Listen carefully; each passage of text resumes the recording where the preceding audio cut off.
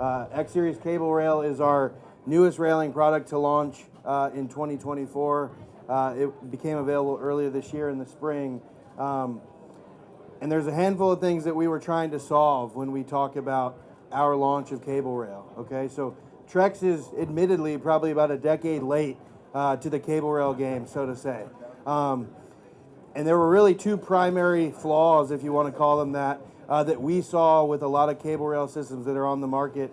And we wanted to make sure that we had invented a better mousetrap, so to say, before we entered the arena. And so two primary things we want to address. First and foremost, we wanted to make cable rail easy to buy, easy to stock, easy to sell. That's one of our driving principles with all Trex railing. And if you think about how a lot of cable rail systems on the market are sold today, they're sold in an a la carte fashion. So that means a couple of things. One, as a dealer or a distributor and someone who stocks railing products, sometimes that means stocking 25, 30, upwards of, in some cases, 50 SKUs to stock a complete cable rail system. So we wanted to bring that number down significantly and design a very SKU efficient cable rail system that was easy to stock for our channel partners. Secondly, though, for folks who work at the counter, for contractors who are doing job takeoffs, we wanted to design a system that was easy to do those job takeoffs. Okay, so let's first talk about how we did that. Our cable rail system is sold in complete rail kits. So the idea is you buy X-Series cable rail just like you buy all other Trex railing. So instead of buying in an a la carte fashion, where you have to purchase a lot of different parts and pieces separately, you buy our cable rail system just like you buy our other rail systems. You buy the post and you buy the rail kit. And the rail kit includes everything that you need between the posts. So we have three different types of rail kits, or rather three different lengths. We have a 6-foot, a 12-foot, and an 18-foot cable rail kit. Now don't think that that 18-foot cable rail kit is 18 feet long. What that 18-foot cable rail kit includes is 3 6-foot top rails. A 12-foot cable rail kit includes 2 6-foot top rails, and of course a 6-foot kit would include 1. We're also going to talk about the different types of posts and how those are included in the kits. So kits, that's number one. Number two is the post itself. So we call this post on either end of our display the X-Series anchor post. So it is the anchor post in the sense that it carries the load or tension of the system. It's also the anchor post in the sense that it really is the backbone of that SKU efficient architecture, right? So if we think about how you buy other cable rail systems on the market today, in a lot of cases, you have to buy an end post, a line post, and a corner post separately, right? So you have to know when you're doing your job takeoff where I need an end post, where I need a line post, where I need a corner post. The X-Series anchor post is designed modularly, right? So it's made up of a couple different pieces that slide onto the core of the post. This piece here on the corners we call the corner cover. There's 4 corner covers on every post, 1 at all 4 corners. The piece that you see here, that is your side cover. The post is going to come to you with 3 side covers. The side cover fills the open channel between each corner cover. The post is going to come to you again with 3 side covers, which means it will have 1 open channel. So this post comes to you in an end post configuration. Now, how do you take this end post and turn it into a line post? You would remove this opposite side cover. So now you have an open channel on either side. That post is now a line post. To do a corner post, you would do the same thing except for remove that adjacent side cover. Now this post is a corner post, right? So the beauty of this is when you're doing your job takeoff, you need to know where you need an anchor post, but it doesn't matter if that anchor post is going to be an end, line, or corner, because this post can do all 3 of those in one. So the backbone of the system is that X-Series anchor post. Before I go through the build of the system, we've reviewed the anchor post. I want to talk about the pass-through post next. So this skinnier post here, we call the pass-through post because the cables simply pass through the post. The anchor post, again, is carrying the tension of the cables. This post here is there to prevent the cables from being able to be spread apart once the cables are installed. This post is included in the rail kit. So typically when we buy railing, we buy the posts separately. In this case, you're only buying the anchor post separately. The pass-through post is going to come in that rail kit. Okay, so if you buy a 6-foot rail kit, you do not need a pass-through post for a 6-foot span, so you would not get a pass-through post in that rail kit. A 12-foot rail kit would include one pass-through post because you need a pass-through post every 6 feet between your anchor posts. That means your 18-foot cable rail kit is going to come with 2 pass-through posts, okay?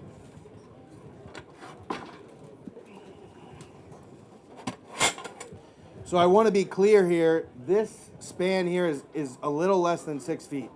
So in a real life scenario, this pass-through post would not be here, right? Because you only need a pass-through post every 6 feet. If you look at our display deck out in the main room, you'll see a more real life scenario where you have an anchor post on either end with a pass-through post in the middle. Here we're just showing a pass-through post on this short end so that I can show you what the installation looks like when it includes a pass-through post. Okay?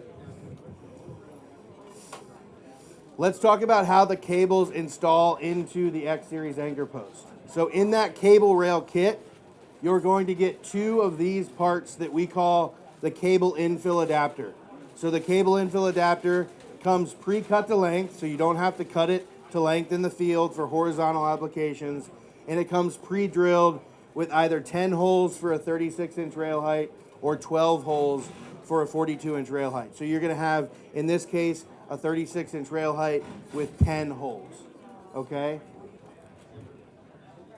What I want to point out, this piece is not reversible. So it does have a top and a bottom orientation, which we call out in our installation instructions. If you look at this end, the distance from this hole to the end of the part is longer than the distance from this hole to the end of the part at the opposite end. The short side goes down into the post. The long side is the top side of this cable infill adapter. So just know that you need to slide this piece in the correct orientation. The pass-through post has holes pre-drilled in it. So if you install this upside down, what you're going to find is this cable from this post to your pass-through post is not going to be level. So if you're installing it, you notice that your cables aren't level, 99% of the time it's going to be because you flip this upside down. So just pay attention to top, long side, bottom, short side.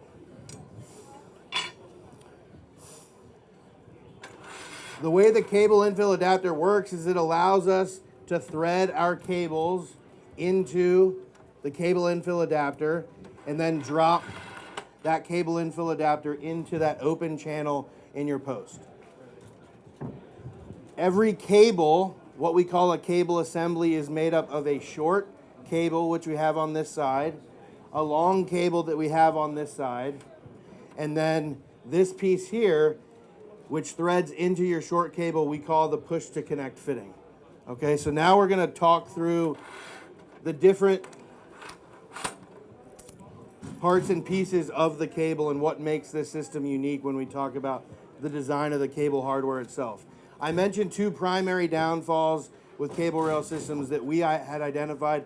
The first was making it easy to buy, stock, and sell. The second was making a system that has improved tension management, right? So most of us are aware that cable rail systems will always lose tension over time, right? That's just the physics of the beast. But what we wanted to do was try to, again, invent a better mousetrap and come up with a cable rail system that lost tension less frequently over time. So we'll talk about how we did that right now. At each end of every cable, you have a spring that you see right here. So my short cable here has a spring. My long cable here, if I remove that and show you there, there's a spring as well. So each cable assembly has 2 springs, one at each end. The spring is there to help with that tension management.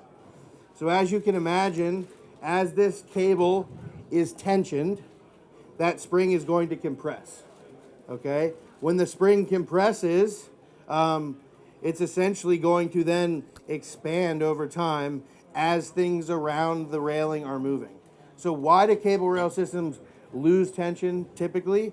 It's not because the cable itself is stretching or relaxing. It's because everything around the railing is moving, right? You have framing that might be settling, particularly in the case of new construction. You have framing that is expanding and contracting. You have decking that is expanding and contracting. So all of that movement causes your cables to lose tension. If you install any cable rail system, perfectly tension every cable to the exact same tension on day one, when you come back on day two, it will have lost tension, even if just slightly, due to that, the physics of that beast, right? And so what the spring is going to do now is, as things around the system are moving, before the cable itself begins to lose tension and sag, right, which is ultimately what we're trying to prevent, that spring that had compressed is going to return to its nominal state.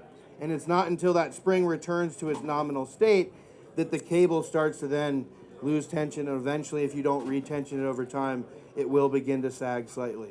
So what we've done with the spring, in our eyes, is created a system that is safer, right? Because now you have a system that is much less prone to have cables that are sagging, that could be a safety hazard to kids, animals, whatever you might worry about. The other thing I want to point out is springs become useless when they are over compressed. If you over compress a spring, it will no longer function as a spring. So the system is designed so that that spring will never over compress. Based on essentially just the dimensions and tolerances of all these little parts, it's designed so that the spring can never be over compressed. Covering the spring on every cable is what we call the ball end right here. So the ball end is what allows that cable to fit into our cable infill adapter.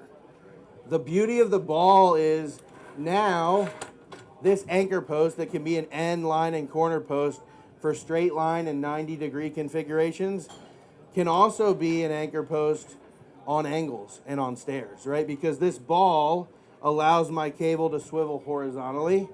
So let's say I have a 45-degree cut corner. This cable is going to allow you to accommodate that. And then on stairs, this cable can now swivel vertically for stairs. So now, let's say, for example, I have horizontal railing here. I want to have stairs right here. This post can be my top stair post, and I can run my cable for my stairs right off of this side of the post. So my universal post, so to say, can accommodate swivel angles for horizontal and stair applications because of this ball. That's the spring, that's the ball. Next I want to talk about this piece here that we call the turnbuckle. The turnbuckle is our tensioning mechanism. So as the name implies, this piece is what we're eventually going to turn to add tension to the cables, okay? We'll leave that for now. Then the other piece here we call the push to connect fitting. So the push to connect fitting works like a finger trap. So I can push my cable into that push to connect fitting, but I can't pull it out, okay, unless I use a release tool. This push to connect fitting is going to thread into my turnbuckle, and then eventually when I go to join my long cable to my short cable, I'll cut this cable to length, insert it into my push to connect fitting, and that's what joins our long and short cables.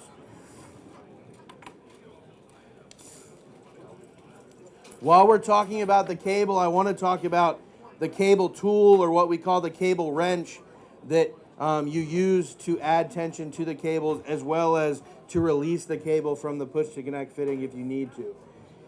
One of these tools is included in every rail kit. So the assumption is, in most cases, you'll have at least 2 rail kits on your job site, so you should typically always have at least 2 of these tools. That being said, one end of the tool is a wrench, just a standard flat wrench. So if for some reason you only have one tool, you would use just a standard adjustable wrench for my wrench side, and then I'll use this special feature of the tool for what I'm about to show you. If we look on the push to connect fitting, there are flat sides notched out. that is where my wrench engages. So later when I go to tension my cables, this tool is going to be used to hold that push-to-connect fitting fixed. That fitting is not meant to rotate while we turn our turnbuckle, okay? At this end of the turnbuckle, you can't see from where you are, but I'm going to pass a sample around. There's 3 notched cutouts. On the inside of this tool, there are 3 little nubs, right? Very technical term. Those nubs engage with the notch cutouts on my turnbuckle. So now, as I hold my push-to-connect fitting fixed, I can use this tool to rotate the turnbuckle. It's small enough so that it fits between any 2 cables. And so now this tool can spin 360 degrees to eventually tension my cables. The opposite end from the wrench, this end here, is our release tool. So I mentioned that push-to-connect fitting works like a finger trap. That finger trap is actuated by a jaw-like clamping mechanism inside that fitting. This release tool essentially spreads those jaws so that if you need to disengage your cable, you can do that. So the way you would do that is push the tool in. You'll be able to feel the spring action of that jaw opening up when I pass this sample around to you. So we'll start over here. I'll give you your short cable with your turnbuckle, your push-to-connect fitting, and your cable wrench. Okay, so now that hopefully we've given a good overview of the various parts and pieces, let's get into some of the installation details. We've threaded our cables, short cables on this side, long cables on this side, and dropped our cable infill adapters into our posts. Next thing we want to do is install our top rail. You always want to make sure you install your top rail before you add any tension to your system, right? If this top rail is not in place and you put tension on these cables, those posts are going to want to go like this, right? So you need to have that top rail in place. To measure for your top rail cut, you want to measure from face of post to face of post, regardless of whether you're measuring from an anchor post to an anchor post, from a pass-through post to an anchor post, or if we're on an 18-foot section and we have 2 pass-through posts and we're measuring from pass-through to pass-through, you always want to measure from face of post to face of the opposite post, okay? Then if you look at our installation instructions, there's going to be a number you add or subtract to that dimension. That's going to be the cut length for your top rail, okay? My top rails are already cut to length for this demo. We're going to show you how the top rail bracket works. So the top rail bracket looks just like this.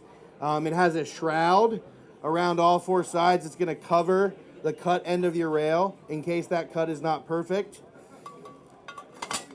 And then if we flip our top rail and top rail bracket over, you're going to see this hole right here. That's where we'll eventually fasten 1 screw into our top rail bracket. Before I install my top rail, I want to go ahead, lay my top rail flat and pre-drill a hole for this screw, but I don't want to install this screw yet. We recommend to wait till the very last step to install the screw. After your cables are fully tensioned, that's the point at which you're going to want to install the screw. Okay, that's your top rail bracket. This is what we call the pass-through bracket. So the pass-through bracket is going to work with our pass-through post. It as well has a shroud on all 4 sides. If I flip this over, you'll see this feature here and this feature here. Again, I want to install that onto my rail and pre-drill in that location, just like I did on my horizontal bracket, okay?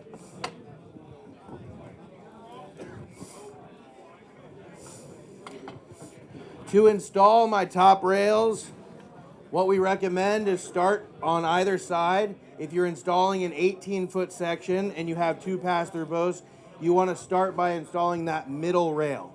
So install the rail between your 2 pass-through posts first, then work your way outward to either end. The bracket for the X-Series anchor post slides into my post. And apologies because I'm a little short for this. So that bracket is going to slide into my post just like this. You don't need to fasten the bracket to the post with screws as you might normally on another rail system. This rail rather is going to install in the same manner.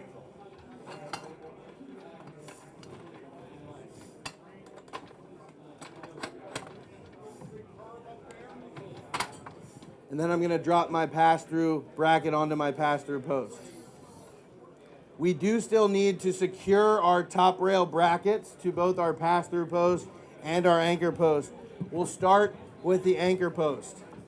On the top side of the top rail bracket, not sure if you can see from where you are, there is a dovetail. The dovetail engages with this piece here that we call the locking block. So the locking block is going to slide on that dovetail, and then the washer on the back side of that locking block is going to slide into our post, just like the bracket slid into the post. Then you would use a 5/32 inch Allen wrench to tighten the screw in that assembly to lock our bracket into place.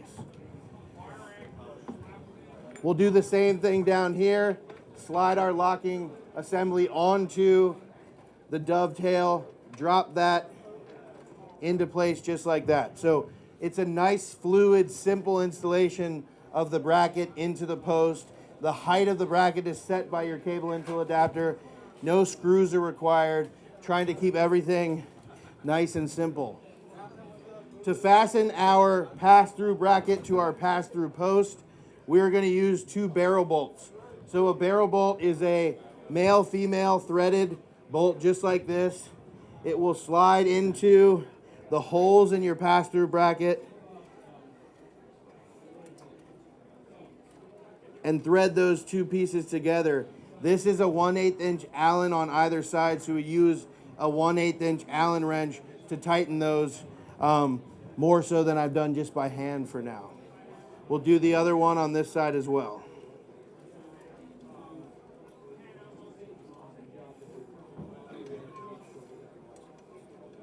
Okay, so once my top rail is installed into my anchor post and my pass-through post, now we can begin threading our cables. Again, we don't want to thread and tension our cables until this top rail is in place. Between every anchor post and pass-through post is going to be a cable brace, okay? The cable brace is required every 3 feet. So the only instance where you would not use the cable brace, or at least have the option not to use it, is if you had a span of 3 feet or less between 2 anchor posts. In every other case, you're going to want to use the cable brace. The cable brace serves a very similar function to the pass-through post. It's there to prevent our cables from being spread apart. I want to point out again, because we're working on a short section, everything is condensed. So typically, you'd have on this section 1 cable brace right where my pass-through post is, not a pass-through post, as well as 2 cable braces on either side. But for the purpose of this demo, I want to show you the full install. The way we recommend installing the cable brace is to thread the top cable first into the top hole of the cable brace. Unlike the cable infill adapter, this cable brace is reversible. Okay, so I can flip my cable brace upside down either way, and it is reversible. Once I thread into the top hole of the cable brace, I want to thread into the top hole of the pass-through post. Then I want to take my next cable brace and go ahead and thread onto there, just like that. Then I can pull my cable all the way through. Then I want to take my bottom cable and do the same thing, okay? So cable brace first.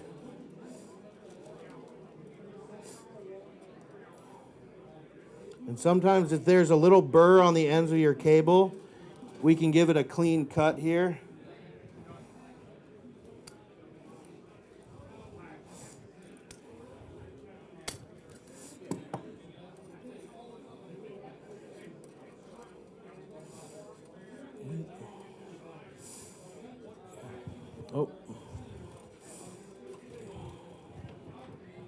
Sorry, folks.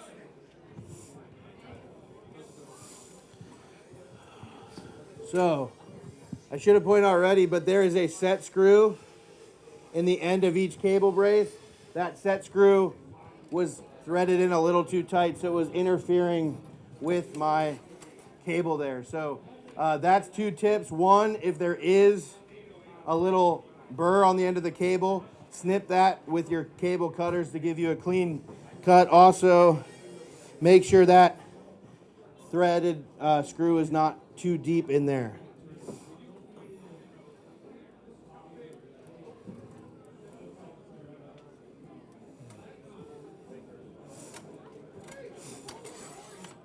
Okay, so if I do my top cable first and my bottom cable next, then I can thread all of my other cables through just like that, right? Rather than, you might think you install all 10 cables into the cable brace, then the pass-through post, but then you're gonna be fiddling around with lots of things, trying to hold them in the air. This way, you get everything locked into place.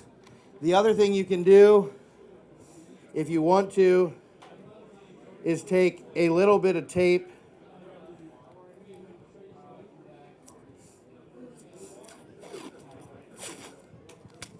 and tape that cable brace to my pass-through post just like that if you want to make sure that it's not sliding around.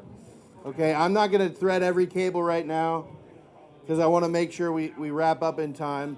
But essentially you would repeat that top cable, bottom cable, and then the remaining 8 cables, threading them all through just like that. Once your cables are threaded, that's where we get to the point of cutting our cables to length, okay? So we talked earlier about the push to connect fitting and the turnbuckle. I'm gonna thread that push to connect fitting into my turnbuckle until the threads just disappear, okay? So if you can see the threads, you haven't gone far enough, but as soon as the threads disappear, that's when I want to stop. You want to thread all 10 push to connect fittings into the turnbuckles the same exact way, okay? When I go to cut my cable, I want to pull my short cable very tight and straight. I want to pull my long cable very tight and straight, okay? I'm going to grab a Sharpie because I forgot my Sharpie.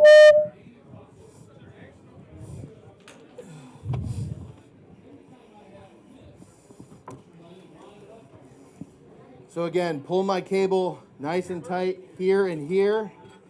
If you look at your push to connect fitting that I passed around, about 2/3 of the way back from the front opening of the push to connect fitting is a line that's engraved into that fitting. That is your cut line. Okay, so when I pull these tight together, I'm going to use a Sharpie to mark my cable there right at that cut line. Then I'm going to use my cable cutters to cut my line off right there. Just like that. You're going to do that with all 10 cables. The reason why you want to make sure you have everything nice and tight and straight is if you have this a little bit crooked, if you have this a little bit saggy, it's not pulled tight, when you go to cut your cable, there's going to be more slop in that cable, right? So then you're going to have to rotate it more to get it up to tension. So make sure you take care to get everything nice and tight and straight before you cut your cable.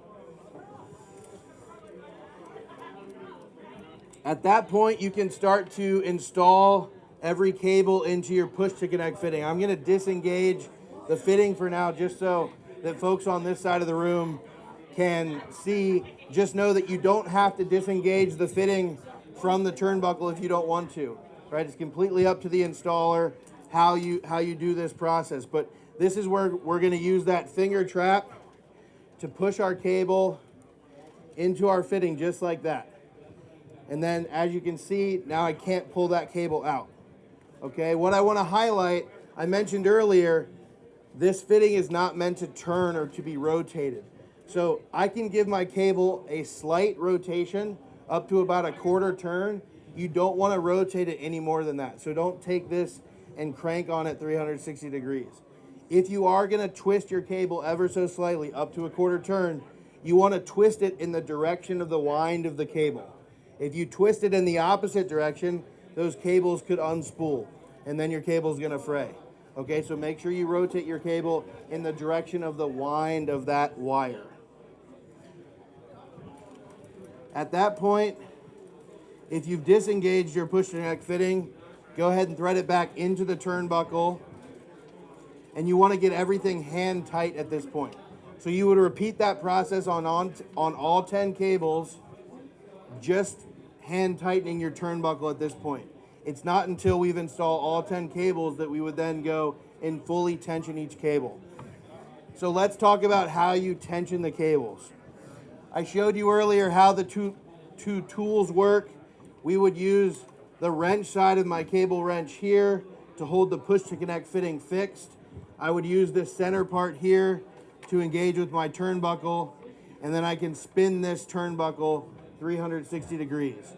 When you tension a cable rail system, and it's pretty much the same if you look at our instructions or any of our competitors' instructions, you want to start from the middle and work your way outward.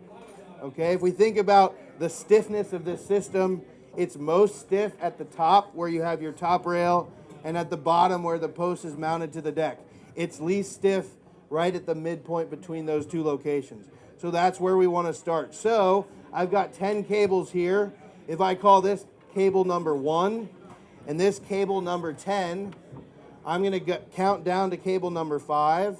I'm going to go 5, 6, 4, 7, 3, 8, just like that. Starting in the middle, working my way outward. What you're going to find, we recommend tensioning every cable to 100 pounds. As you tension every cable, the cables in the middle will start to lose tension, right? Because these cables didn't have tension when these were initially tensioned. So you'll have to repeat this process on a second pass. That's routine with our system as well as others out on the market. So what you'll find, let's say for instance, you've tensioned every cable to 100 pounds just like we recommend. When you go back on that second pass, you'll find those middlemost cables probably have dropped to somewhere around 60 or so pounds. And so you'll have to tension those back up to 100 pounds. As you work your way outward to the top and bottom, you'll find that these top and bottommost cables may have only dropped to 80 or 90 pounds of tension. Again, because you're more stiff up here and down here. So just know middle, outward, and then a second pass. Okay? Once all of my cables are installed, fully tensioned, that's when I can remove my tape, slide my cable brace out to the middle of my span, right? Which obviously would be a lot easier if everything were tensioned and fully installed.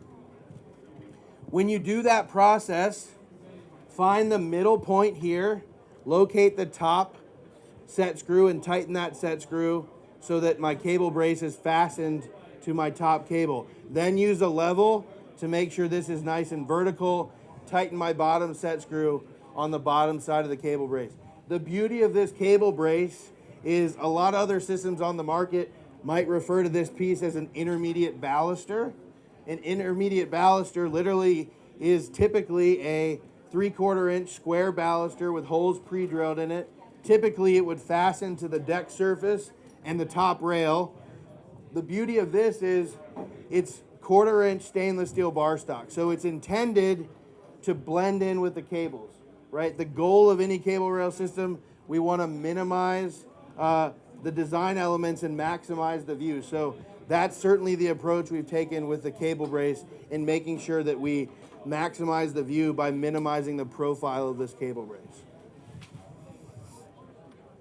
Once everything is tensioned, your cable braces are slid to the midpoint, just a few finishing touches. You're going to get 2 of these short pieces in every bracket pack. This is meant to drop into your post right there to cover the open channel above your bracket, and then your post cap will sit on top just like that. It is a press fit onto that post. You may find you want to use a small dab of silicone or glue to hold that cap into place if it's not snug enough. to your liking. Feel free to come up and take a look after the demo's over. What I always like to say about X Series is when folks see it, all the different parts and pieces, it looks very complicated. It is a complex design, but the complex design is intended to make the actual install easy. So we've tried to take the legwork off the installer with the design. So I think if you come up close and personal, you'll get a little better feel and appreciation for some of those design elements. So please feel free to do that. And thank you guys for coming out.